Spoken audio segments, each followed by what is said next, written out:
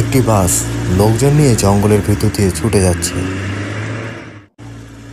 ভিতরে থাকা একজন যাত্রী বাস কন্ডাক্টরকে বলে ওঠে, এই যে দাদা, শুনছেন? সামনেই তো হরিপুর বাস স্টেশন। জি দাদা, সামনেই হরিপুর বাস স্টেশন, কিন্তু কেন? আমাকে ওই বাস স্টেশনে নামিয়ে দিবেন। আসলে আমি নতুন তো, এদিকের তেমন কিছুই চিনি না। তার এই কথা শুনে বাসের সকল যাত্রী তার দিকে তাকিয়ে রইল। সুশান্ত এমন অবস্থা দেখে একটু বিব্রত বোধ করল।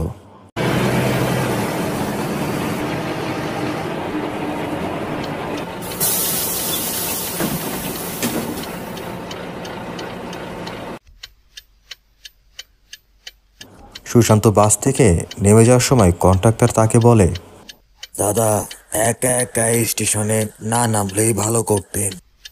আর নেমে যেহেতু গেছেন, আপনার বাড়ি থেকে আপনাকে নিয়ে যাওয়ার জন্য কোনো লোক না আসা পর্যন্ত একা একা জঙ্গলের ভিতর দিয়ে যাবেন না।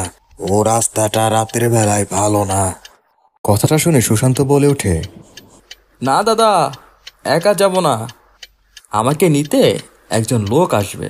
ও আচ্ছা, ঠিক আছে। উনি না আসা পর্যন্ত আপনি অপেক্ষা করেন, তাতে আপনারই মঙ্গল হবে। ওস্তাদ, গাড়ি ছাড়েন।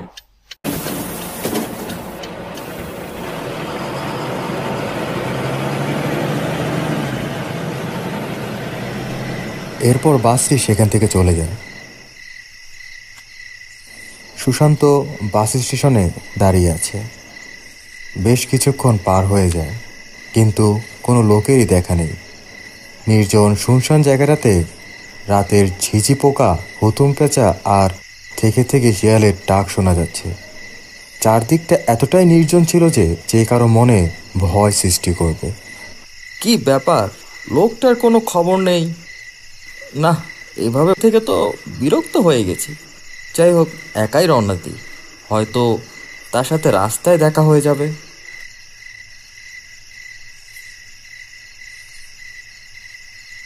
সে জঙ্গলের ভেতরের রাস্তায় হরিপুর যাওয়ার একটি দিক নির্দেশক বোর্ড দেখতে পেল।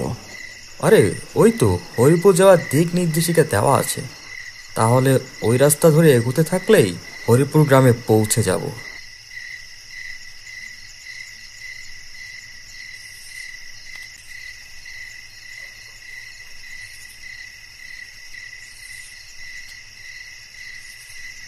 বেশ কিছু দূর যাওয়ার পরে সে 3 রাস্তার মোড়ে চলে আসে।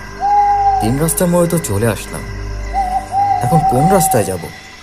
বাম দিকের রাস্তায় নাকি ডান দিকের রাস্তায়? কি এক চিন্তার মধ্যে পড়ে গেলাম। এই কথা ভেবে সে চিৎকার করে ওঠে, কেউ কি আছেন? শুনতে পাচ্ছেন আমাকে? আমি হারিয়ে গিয়েছি, আমি হরিপুর গ্রামে যাব। কিন্তু তার কথার সাড়া কেউ দিল না। সে আবারও চিৎকার করে বলে ওঠে, কেউ কি আছেন নাকি? আমাকে শুনতে পাচ্ছেন? না, মনে হয় তো কেউ নেই আশেপাশে। তখন একটি আওয়াজ তার কানে এলো, শুনতে পাচ্ছি, আপনি বাম দিকের রাস্তায় আসুন, এটাই হরিপুর গ্রামে যাওয়ার রাস্তা, আমি এদিকেই আছি। ও আচ্ছা, ঠিক আছে। কিন্তু আপনি কি সেই লোক যার স্টেশনে যে আমাকে নিয়ে আসার কথা ছিল? কিন্তু সে তার প্রশ্নের কোনো উত্তর পেল না। সে ওই লোকটার কথা মতো চলে গেল বাম দিকের রাস্তায়।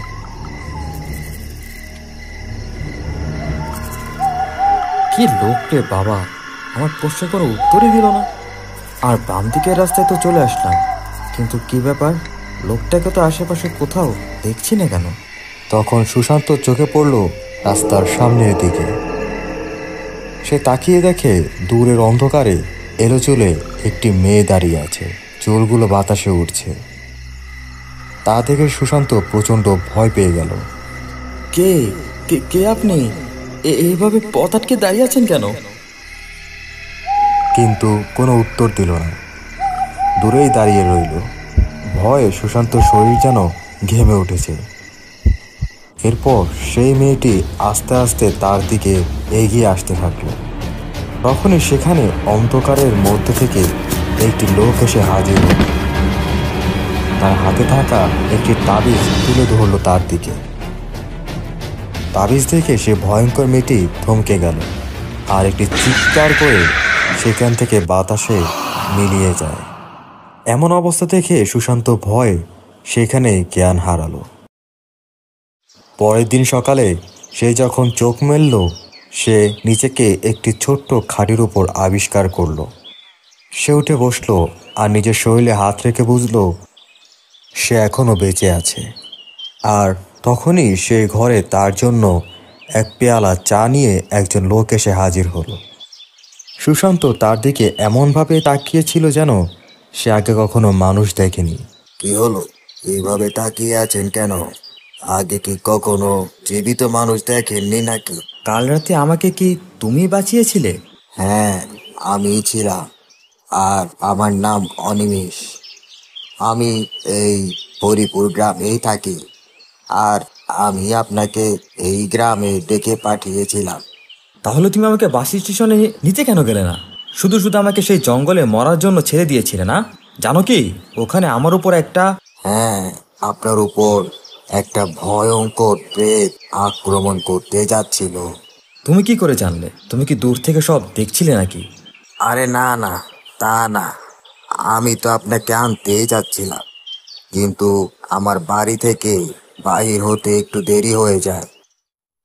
আর আপনাকে তো এই ভয়ঙ্কর ব্যাপারটা সমাধান করার জন্যই ডেকেছি। দেখো, আমি প্যারানর্মাল বিষয়ে গবেষণা করি।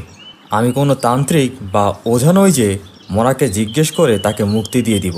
দেখো, আমি এইসবের মধ্যে নেই। আমি কালই ফিরে যাব, বাস।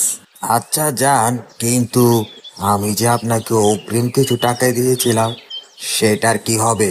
টাকার কথা শুনে সুশান্ত চুপ করে যায়, কারণ সে যেই অগ্রিম টাকা নিয়েছে সেটা সে খরচ করে ফেলেছে। তখনই অনিমেষের ঘরে একটি 10 থেকে 12 বছরের ছেলে কান্না করতে করতে ঘরের ভিতরে প্রবেশ করলো।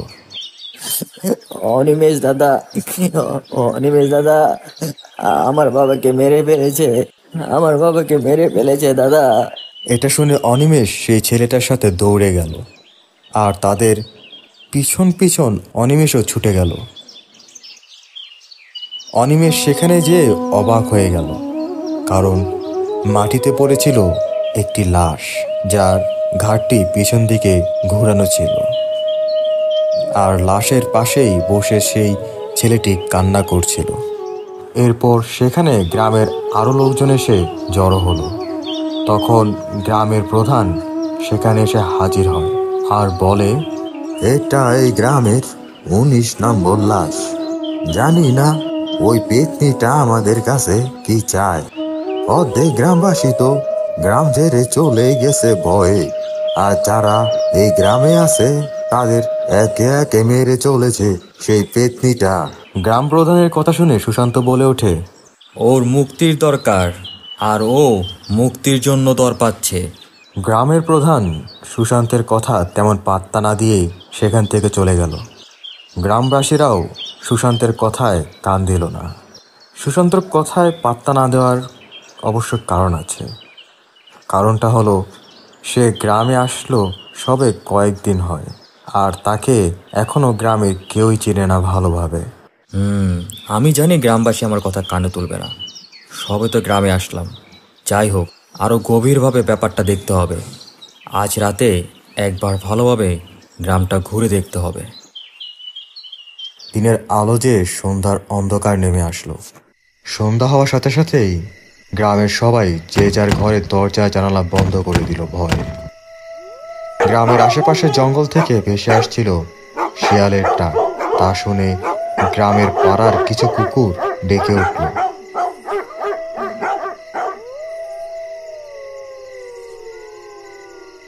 সুশান্ত রাতে গ্রামটাকে ঘুরে দেখার চিন্তা করছিল। তখন অনিমেষ বলে ওঠে, কি মশাই, কি ভাবছেন এত বসে বসে?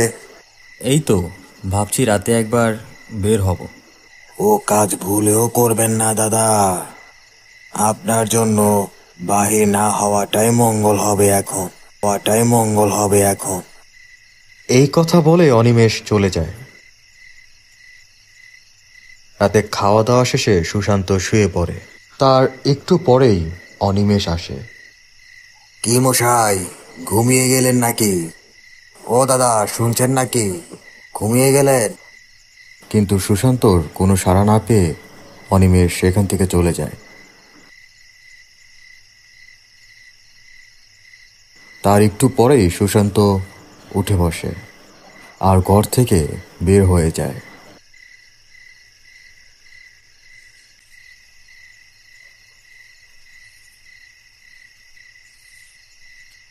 পুরো গ্রামটাকে এখন ভূতুরে গ্রাম বলে মনে হচ্ছে।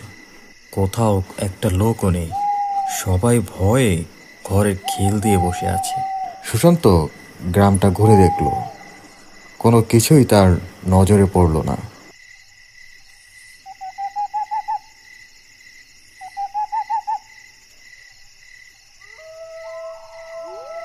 কিন্তু তার মনে ভয় কাজ করছিল। না, এভাবে আর ঘোরাঘুরি করে লাভ নেই, যাই ঘরেই ফিরে যাই।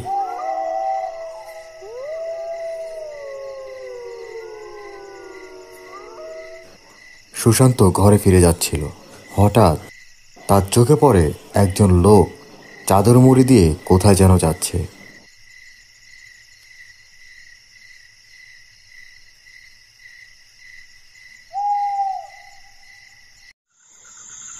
সুশান্ত একটু ঘাবড়ে গেলেও পরক্ষণে তার পিছু নেয়।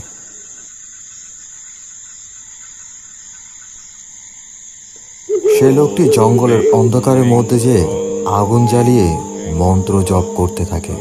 লোকটির মুখ চাদর দিয়ে ঢাকা থাকায় তাকে চিনতে পারল না সুশান্ত। তার একটু পরেই সেখানে এসে হাজির হয় সেই পেতনিটি। আর সেই লোকটি তাকে যেন কিছু একটা বলছে। এরপরেই সেখান থেকে সেই পেতনিটি উধাও হয়ে যায়। সুশান্তর আর কোনো কিছুই বুঝতে বাকি রইল না। সুশান্ত তখন সেখান থেকে বাড়ি ফিরে যায়। পরের দিন সকালে আরও একটি লাশ দেখতে পায় গ্রামবাসী। এইভাবে আর কত? এই নিয়া বিষটা তাজা প্রাণ কাইরা নিল ওই পেতনিটা। এইভাবে চললে তো এই গ্রামটা একদিন মানুষ শূন্য হইয়া যাইব। তখন সুশান্ত বলে ওঠে, ওই পেতনিটির মুক্তির দরকার। আর এই পেতনিটি এসব কারো ইশারায় করছে। কেউ তো আছে আড়ালে তার বদলা নিচ্ছে, আর তার উদ্দেশ্য হাসিলের জন্য তাকে দিয়ে সব কাজ করাচ্ছে। কি সব উল্টা পাল্টা বকছো? তুমি দুদিন হয় শহর থেকে গ্রামে আসছো, এরই মধ্যে সব বুঝে গেলে, তাই না? আমি কোনো পাগল নই যে উল্টো পাল্টা বকবো। আমি নিজে ওই পেতনিটাকে দেখেছি, আর কাল রাতে আমি সেই লোকটাকেও দেখেছি যে এসব ওই পেতনিকে দিয়ে করাচ্ছিল। তোমার কাছে কি কোনো প্রমাণ আছে? আর তাকে যেহেতু তুমি দেখেছ, তাহলে বলো কে সে? না, আমার কাছে কোনো প্রমাণ নেই, আর আমি তার চেহারাটাও বুঝতে পারিনি, কারণ রাতের অন্ধকারে সে তার পুরো শরীরটাকে চাদর দিয়ে ঢেকে রেখেছিল। যত সব ফালতু আর মন গড়া কথা তার কাছে। তুমি এইখানে সময় নষ্ট না করে তোমার শহরেই ফিরা যাও। এ কথা বলে গ্রামের প্রধান সেখান থেকে চলে যায়। গ্রামবাসীরাও নিজ নিজ ঘরে ফিরে যাচ্ছিল। তখন সুশান্ত বলে ওঠে, আমি এই গ্রামে এসেছি আপনাদেরকে সাহায্য করতে। যদি আপনারা আমাকে সাহায্য না করেন, আপনাদেরও এমন মৃত্যু হতে থাকবে। আর এমন সময় আসবে কেউ আর বেঁচে থাকবে না এই গ্রামে। সবাইকে তার গ্রাস করে নিবে সেই পেতনিটা। কিন্তু গ্রামবাসীরা আর দাঁড়ালো না। লাশটির সৎকার করে যে যার বাড়ি ফিরে গেল। দিনের আলো ফুরিয়ে সন্ধ্যা নেমে আসলো গ্রামে।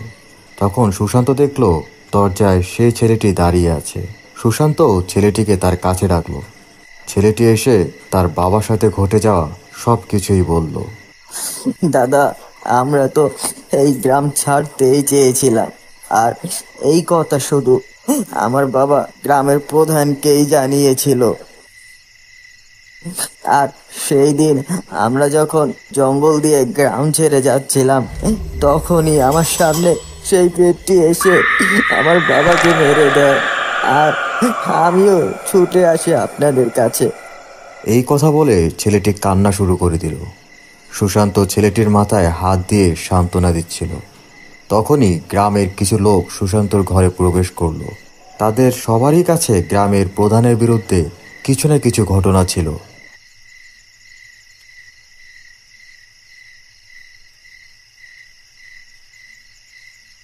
সব শুনে সুশান্ত প্রধানের উপর সন্দেহ হলো। আমারও সব কিছু শুনে মনে হচ্ছে এর পিছনে গ্রামের প্রধানের হাত রয়েছে। চলেন সবাই প্রধানের বাড়ির দিকে যাই। সুশান্ত গ্রামের সবাইকে নিয়ে গ্রাম প্রধানের বাড়ির দিকে রওনা দিল। সুশান্তর কথা শুনে গ্রামের সবারই গ্রামের প্রধানের উপর সন্দেহ হয়। এজন্য তারাও রাগে প্রধানের বাড়ির দিকে রওনা দেয়।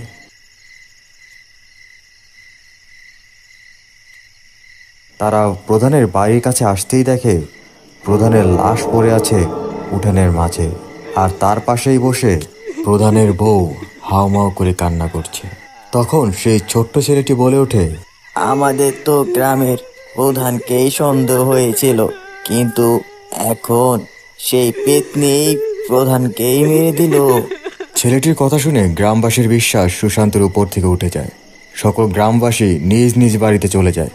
সুশান্ত চলে আসে সেখান থেকে।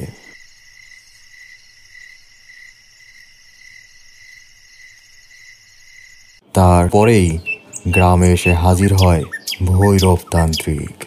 তিনি এসেই গ্রামের মাঝখানে বড় গাছটার নিচে বসেন। তাকে দেখে যেন গ্রামের সবার দেহে প্রাণ ফিরে পেল। গ্রামের সবাই এসে জড়ো হয় তার সামনে। তখন সুশান্ত সেখানে আসে। তাকে দেখে ভৈরব তান্ত্রিক বলে, আয় আয় সুশান্ত, তোকেই তো খুঁজছিলাম। তোর চিঠি পেয়ে আর দেরি না করেই চলে আসলাম আমি। তা বল, কি সমস্যা হয়েছে গ্রামে, যার জন্য আমাকে ডেকে পাঠালি? তখন সুশান্ত গ্রামে ঘটে যাওয়া সব কিছুই বলে এবং তার সন্দেহের কথাও বলে তান্ত্রিককে। এই সব কিছুর পিছনে আমি দুজন লোককে চিহ্নিত করি। তার মধ্যে একজন গ্রামের প্রধান ছিল, কিন্তু তাকেও সেই দ্বিতীয়জন তার স্বার্থের জন্য মেরে দিয়েছে। তার এই কথা শুনে গ্রামবাসী সবাই অবাক হয়ে যায়। সবাই তাকিয়ে থাকে সুশান্তের দিকে। গ্রামবাসীকে তাকিয়ে থাকতে দেখে সুশান্ত বলে, জানি আপনারা সবাই অবাক হচ্ছেন। আমি আপনাদের এসব কিছু বলিনি, কারণ আসল কালপিটটা সতর্ক হয়ে যেত। তখন গ্রামবাসী সবাই বলে ওঠে, কে কে সেই লোক? আমরা তার নাম জানতে চাই। কে সেই লোক? আমরা সকলেই তার নাম জানতে চাই। সে আর কেউই নয়, অনিমেষ, যে আমাকে এই সমস্যা সমাধানের জন্য এই গ্রামে নিয়ে আসে। সবাই সুশান্তর কথা শুনে অবাক হয়ে যায়। তখন সুশান্ত আবার বলে ওঠে, অবাক হওয়ার কিছুই নেই। সে আমাকে নিয়ে আসছিল এই জন্যই, যাতে কেউ তাকে সন্দেহ না করে। সবই তো বুঝলাম। সে লোকটি এখন কোথায়? সে এখানে নেই এখন, কারণ সে তার কার্য হাসিলের জন্য হয়তো সেই পেতনিকে অন্য কারো নাম বলতে গিয়েছে, যাতে গ্রামবাসী আগামীকাল সকালে 22 নম্বর লাশটিও দেখতে পায়, আর ভয়ে তারা আস্তে আস্তে গ্রাম ছেড়ে চলে যায়। তাহলে আর দেরি করা ঠিক হবে না। সবার আগে সেই প্রেত আত্মাটাকে মুক্তি দিতে হবে, যাতে সে আর কারো ক্ষতি করতে না পারে। এই কথা বলে তান্ত্রিক চলে যায় গ্রামের জঙ্গলের দিকে। তাকে অনুসরণ করে সুশান্ত আর গ্রামবাসীরা পিছু নেয়। জঙ্গলের ভিতরে যে তান্ত্রিক মন্ত্র পড়তে শুরু করে, তখন চারদিক থেকে চিৎকার ভেসে আসে। এরপর ভেসে আসে কান্নার শব্দ। আয় সামনে আয়। কে তুই? কেন এমন করছিস? কেন মারছিস গ্রামবাসীদের? দেখা দে আমায়, সামনে আয় আমার। তখন তার সামনে সেই পেতনির আগমন ঘটে। মুক্তি চাই, মুক্তি। আমি ওই মানুষ রূপী অনিমেষের হাত থেকে মুক্তি চাই। ও আমাকে বন্দি করে রেখে কষ্ট দিয়ে। না, ওকে কেউ মুক্তি করবেন না। আমি তা হতে দেব না। তা না হলে এই গ্রামের জমিগুলো হাতছাড়া হয়ে যাবে, আর এই গ্রামে বড় করে তোমার আর কারখানা দেওয়া হবে না। আরে বাহ সুশান্ত, তুমি তো অনেক চালাক, এত তাড়াতাড়ি সবকিছু বুঝে ফেললে, বাহ। আমি তোমাকে প্রথম রাত থেকে সন্দেহ করি। তুমি যে তাবিজটা দিয়ে পেতনিটাকে রুখে দিয়েছিলে, আমি তোমার অবর্তমানে সেই তাবিজটাকে পরীক্ষা করি, কিন্তু আমি দেখি সেই তাবিজের ভিতর কিছুই ছিল না, ফাঁকা ছিল সেটি। সেই দিন থেকেই তোমার উপর আমার সন্দেহ হওয়া শুরু হয় অনিমেষ। সেই দিন রাতে তুমি আমাকে ঘরের বাহিরে যেতে না করে তুমিই বের হয়ে যাও, যা আমি বুঝতে পারি। আর শরীরে চাদর জড়িয়ে যে তুমিই বাহির হও, তা আমার আর বুঝতে বাকি থাকে না। আরে সুশান্ত, তুমি তো আমার ভাবনার থেকেও বেশি চালাক বের হলে। যাই হোক, ভালোই হলো।